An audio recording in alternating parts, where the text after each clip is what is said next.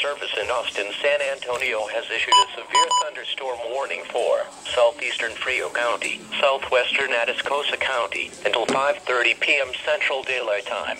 At 4:44 p.m. Central Daylight Time, a severe thunderstorm was located over Charlotte, moving north at 15 miles per hour.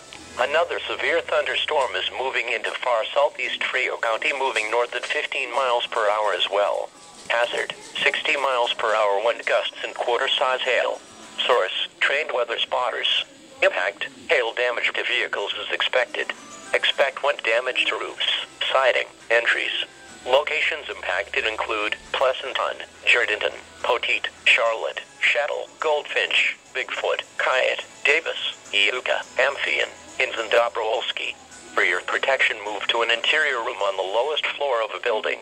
Torrential rainfall is occurring with this storm and may lead to flash flooding. Do not drive your vehicle through flooded roadways.